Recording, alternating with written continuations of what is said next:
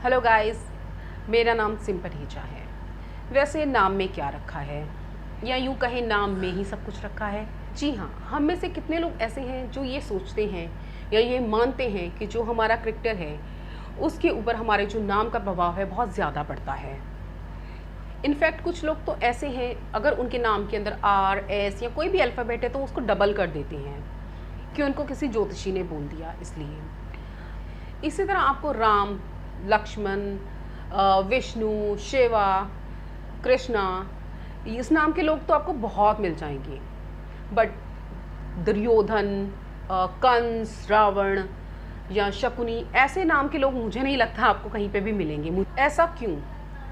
शायद हमारे जो ग्रंथ हैं, जो पुराणिक ग्रंथ हैं, उनमें इनको बहुत ही ज़्यादा नेगेटिव कैरेक्टर में देखा जाता है और इसी वजह से शायद लोग इन नामों को रखना भी पसंद नहीं करते हैं।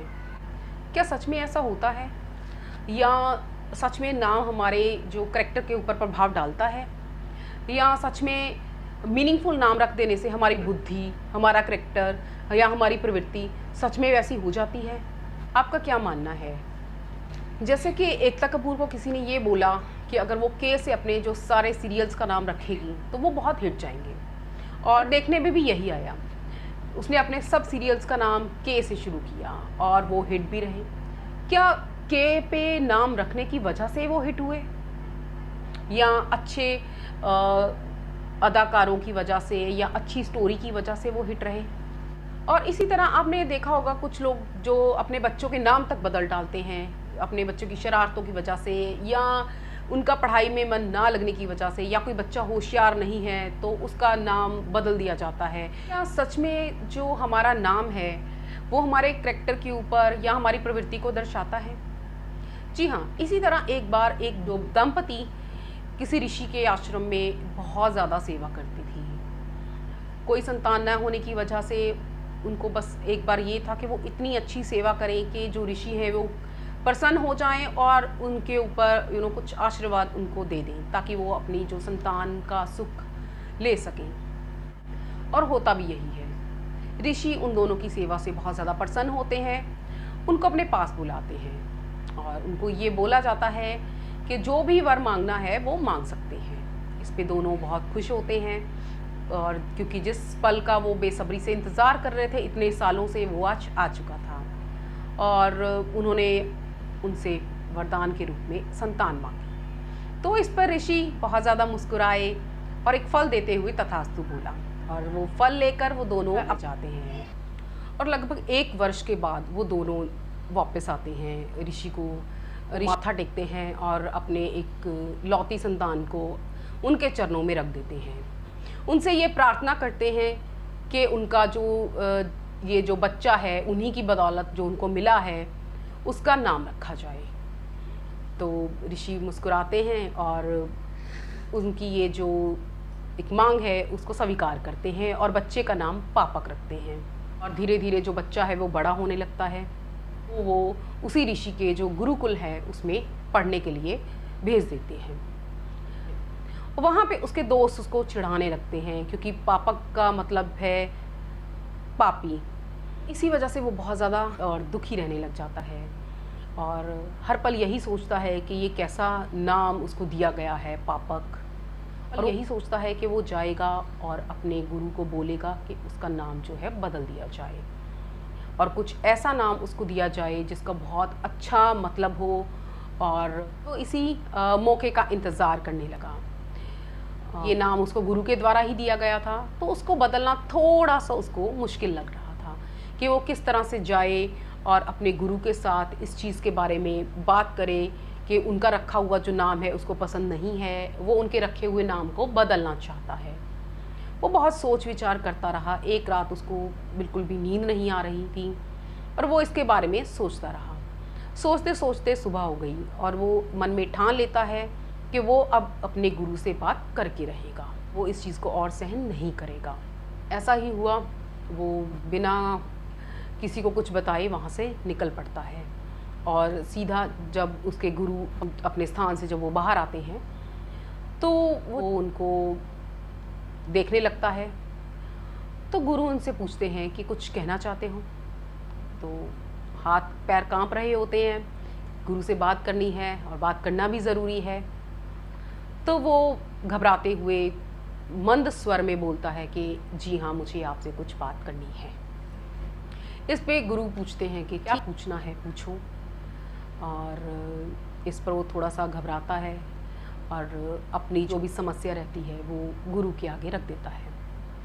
तो गुरु हंसने लगते हैं और वो पापक को बोलते हैं कि अगर मैं तुम्हें नया नाम दे भी देता हूँ, हो सकता है वो तुम्हें पसंद ना आए, और अगर तुम सच में अपना कुछ ऐसा नाम बदलना चाहते हो तो तुम खुद क्यों नहीं जाकर कुछ ऐसा नाम ढूंढ के लाते, या आप बाहर जाओ, देखो आपको जो नाम अच्छा लगता है और मैं तुम्हारा वही नाम रख दूंगा।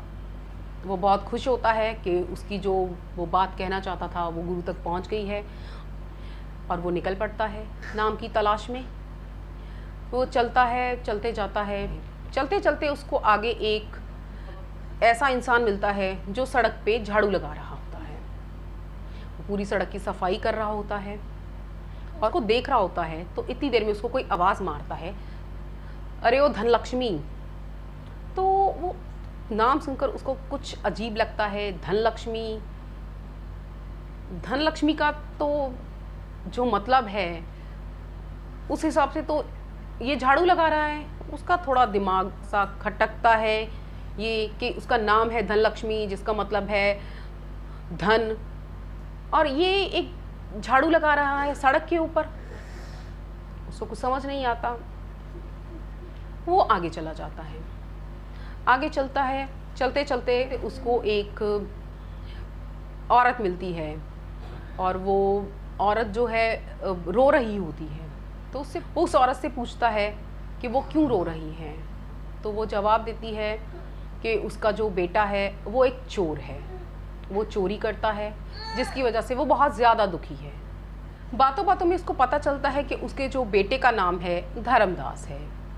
तो वो थोड़ा सा अशांत हो जाता है मन से कि धर्मदास, धर्मदास का तो अर्थ है अच्छे काम करना, और वो चोरी कर रहा है।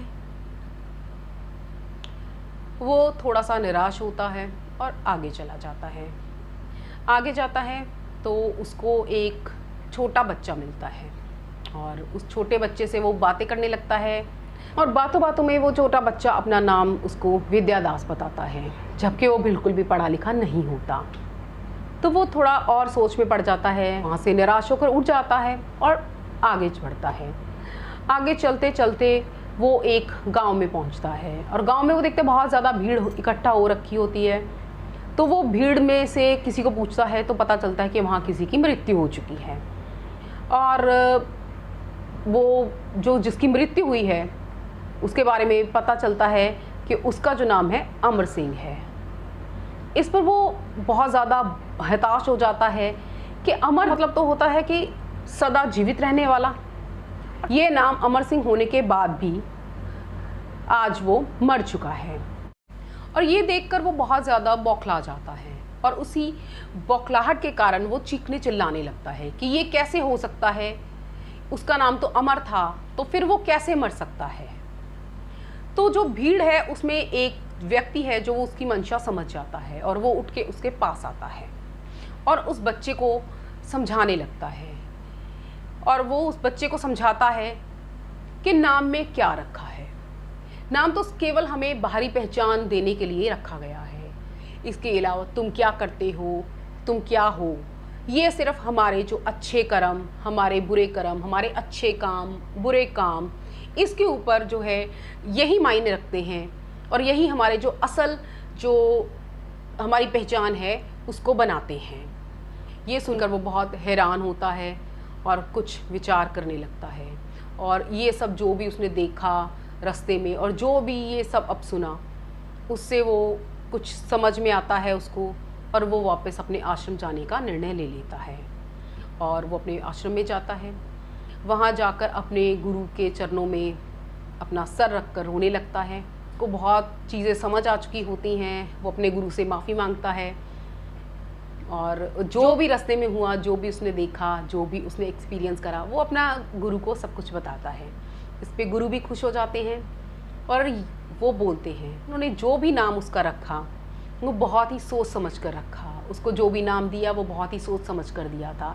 शायद उसको ये नाम उन्होंने ये सब समझाने के लिए या उसकी ये पहचान के लिए ही दिया था। उसके मन में कोई भी गिला या कोई भी शिकवा नहीं रहता, वो अपने नाम से बहुत ज़्यादा खुश हो जाता है और वो उसी के साथ ही जीने का निर्णय करता है।